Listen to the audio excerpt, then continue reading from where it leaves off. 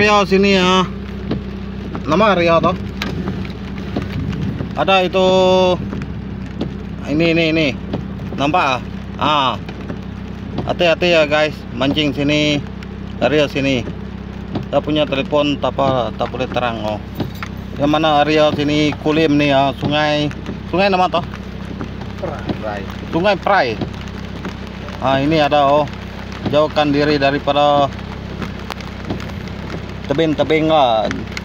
Jauh sikit lah dari, jangan dekat air oh. Besar oh itu. Ah. Tuh Anda nampak mata dia. Oke. Jauhkan diri. Dia sudah menyanar tuh. Sorry ya, hujan loh. Tengok tuh mata dia, ada nampak.